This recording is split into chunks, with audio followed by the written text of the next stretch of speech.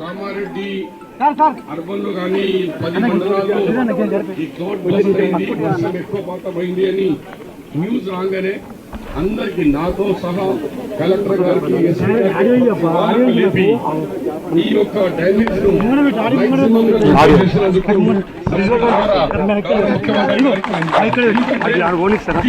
అనుకున్నది కాదు.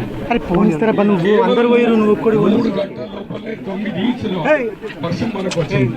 మరి దీంతో సహా గవర్నమెంట్ తో పార్టీ కలిసి గౌరవ ముఖ్యమంత్రి గారికి తెలియజేసినట్టు ఈ కాలనీలో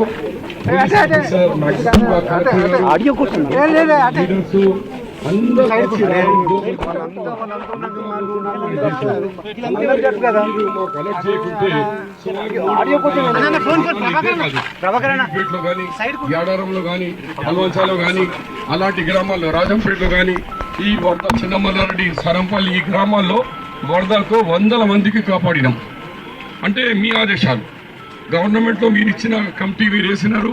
అది మన డిజాస్టర్ మేనేజ్మెంట్ కమిటీ కానీ నేషనల్ డిజాస్టర్స్ వాళ్ళు కానీ లోకల్ పోలీస్ కానీ అందరు కష్టపడి ఇవాళ 300 మందికి ప్రాణాలు పోకుండా కేవలం 2-3కే మనం ఆపగలిగినాం. ఇంత గొప్ప పని మళ్ళీ మొన్ననే గౌరవ ముఖ్యమంత్రి గారు హెలికాప్టర్ దిగకుండా మా విజయ అంటుంది, సార్ పోయిందే మంచిగా అయింది, లేకుంటే ఆడికెళ్ళి వెళ్ళిపోతుండే గాలి మోటార్లో. ఇప్పుడు సార్ మా గల్లీకి వచ్చి చూసిపోతున్నాడు మాకు అని అందుకని ఎక్కువ చెప్పకుండా ఈ రోజు మహిళలు చెప్పిన దాని మీద అన్ని గౌరవ ముఖ్యమంత్రి గారు దాని విషయంలో డీటెయిల్స్ గా చెప్తారు. నేను ఎక్కువ చెప్పకుండా నేను మీ వాడిని ఇది 4వ సారి మీ ఇంట్లో మీ కాలనీ కూడా వస్తున్నాను. ఇట్లా ఎప్పటికీ ప్రజల మధ్యలో ఉండేవాళ్ళు. ముఖ్యమంత్రి గారు నాకు ఫోన్ చేసి షబ్బీర్ భాయ్ నేషనల్ హైవే ఆగింది, పిల్లలకు బ్రెడ్ పిల్లలకు పాలు పంపు, మీరు ఎట్లయినా చేసుకుంటారు కానీ హైవేలో ఉన్న వాళ్ళు కూడా తక్లీఫ్ కావద్దని ఎవరు చెప్తారండి? హైవేలో ఇరికిన ఆదిలాబాదు ఇతర రాష్ట్రాల్లో మహారాష్ట్ర నాగ్పూర్ ఎవరైనా ఉండని మన తెలంగాణ రాష్ట్రంలో రేవంత్ రెడ్డి గారి ప్రభుత్వంలో ఏక్ బి భుక్కా హే, నాకు పాలు దొరకలే, నా పిల్లలకు చిన్న పిల్లలకు బ్రెడ్ దొరకలే, ఆ మాటను వినదలుచుకోలేదు పో సీతక్క. నేను తక్షణమే అదే మొబైల్లో మేము వచ్చి మీకు సహకారం అందించడానికి ప్రయత్నం చేశాను. ఈ టైం ఎక్కువ భాష నీది లేదు. మహేష్ గౌడ్ గారు మాట. అందరికీ నమస్కారం. వర్షాలు ఏ రకంగా అయితే పడడం మొదలైందో ఆ క్షణమే ముఖ్యమంత్రి గారు ఆఫీసులంతా పిలిచి రివ్యూ చేయడం జరిగింది.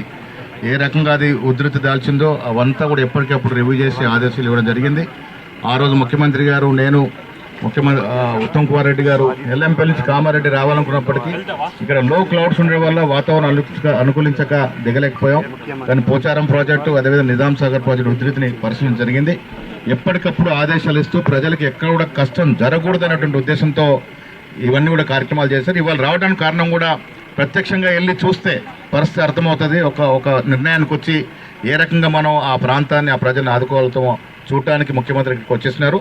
ప్రజల మనిషి కాబట్టి ప్రజల వద్దకు వచ్చినారనే మాట చెప్తూ షబ్బీర్ అలీ గారికి ఇచ్చేస్తాం. గౌరవనీయులు ఈ రాష్ట్ర ముఖ్యమంత్రి గారు రేవంత్ రెడ్డి గారు ఈరోజు వరద బాధితుల పరామర్శింపు కోసం ఇక్కడికి వచ్చారు.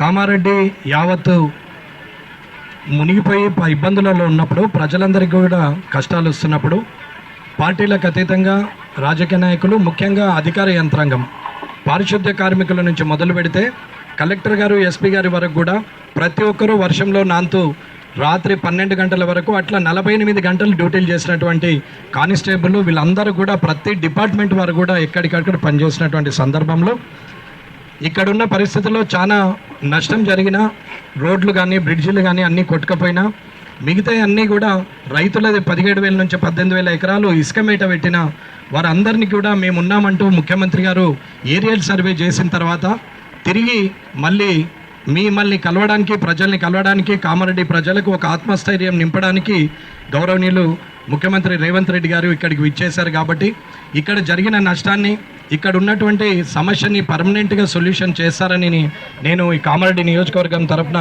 మిమ్మల్ని అభ్యర్థిస్తున్నాను. కాబట్టి మీరు సరైన నిర్ణయం తీసుకొని ఎక్కడ తప్పులు జరిగినాయో దాన్ని సరిదిద్దుతూ, అలాగే ఇక్కడ ప్రజలు కూడా సహకరించే ప్రజలే, ఎవరు కూడా ఒకరు నష్టపోవచ్చు, ఇద్దరు నష్టపోవచ్చు, కానీ 90 మందికి మంచి జరుగుతుందంటే ఇద్దరు త్యాగం చేయడానికి కూడా సిద్ధమైన వాళ్ళే. కాబట్టి ఇక్కడ నిర్ణయాలు కూడా తీసుకొని ఇక్కడ జరిగిన నష్టాన్ని తొందరగా పూడ్చి ఆ రోడ్లు బ్రిడ్జ్లు అన్నీ కూడా తొందర చేస్తారని కోరుకుంటూ ఈ అవకాశం ఇచ్చిన ముఖ్యమంత్రి గారికి, ఇంత దూరం ఇక్కడికి వచ్చిన వారికి, వారితో పాటు మంత్రివర్గంలో ఇన్ఛార్జ్ మంత్రి సీతక్క గారికి, అలాగే శ్రీనివాస్ రెడ్డి గారు రెవెన్యూ మినిస్టర్ గారికి, ఇవి ఇచ్చేసిన మిగతా అందరికీ, మిగతా ఎమ్మెల్సీ గారు, మళ్ళీ షబీర్ అలీ గారు అండ్ మహేష్ గౌడ్ గారు అందరూ కూడా ఇక్కడికి వచ్చేసిన అందరికి కూడా హృదయపూర్వక ధన్యవాదాలు చేస్తున్నాను.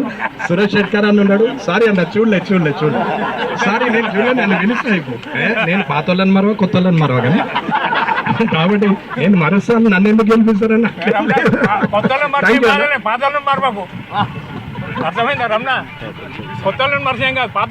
మనకందరూ తెలుసు, మరి అనుకోకుండా వచ్చిన ఈ వరదలు, ఈ వర్షాలు, దానివల్ల మా మొత్తం కామారెడ్డి జిల్లా, కామారెడ్డి పట్టణంతో పాటు కామారెడ్డి ఎల్లారెడ్డి నియోజకవర్గం, యూకల్ నియోజకవర్గం, బాన్సువాడ నియోజకవర్గం, 4 నియోజకవర్గాల్లో తీవ్రంగా ప్రజలకు ఇబ్బంది అయింది. మరి మా ముఖ్యమంత్రి గారు వెంటనే అధికార యంత్రాంగాన్ని అప్రమత్తం చేసి మరి అన్ని విధాలుగా మమ్మల్ని ఆదేశించి మీరు వెళ్ళండి, మరి మధ్య నుండి మరి కష్ట సుఖాలు పాల్గొనని మరి సీతక్క గారు, నేను, షబ్బీర్ భాయ్ అందరు ఎవరి వాళ్ళు మరి అప్పుడే వచ్చి ఇక్కడ కూర్చొని మరి ఈ కాలనీ అంతా సందర్శించి మళ్ళీ అక్కడ కలెక్టర్ అధికార యంత్రాంగంతో మొత్తము రివ్యూ చేయడం కూడా జరిగింది.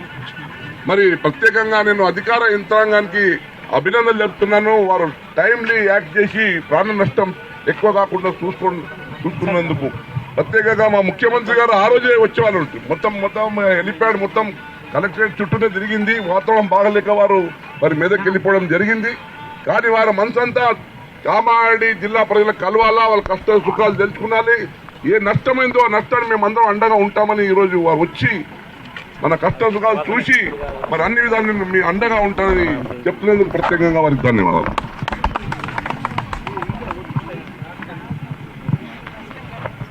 మా ఇన్ఛార్జ్ మినిస్టరు ఫస్ట్ సీఎం గారు చెప్పంగానే మా మధ్యలో వచ్చిన సీతక్క గారు కూడా ఒకసారి. అందరికీ నమస్కారాలు. మీరందరూ కూడా దుఃఖంలో బాధలో ఉన్నారని తెలిసి ఆ రోజే ముఖ్యమంత్రి గారు మరి రావడం జరిగింది. కానీ అనివార్య కారణాల రీత్యా అంటే వాతావరణము సహకరించకపోవడంతో హెలికాప్టర్ దిగక ఇక్కడ దాకా రాలేదు. మళ్ళీ ఈరోజు పట్టు వదలకుండా మిమ్మల్ని అందరినీ కలవాలి, మీ బాధలో భాగం పంచుకొని మీకు భరోసానివ్వాలనే లక్ష్యంతో ఇక్కడికి రావడం జరిగింది. మరి ముఖ్యమంత్రి గారికి ప్రత్యేకంగా ధన్యవాదాలు తెలియజేస్తూ స్వాగతం పలుకుతూ వారిని ప్రసంగించాల్సింది.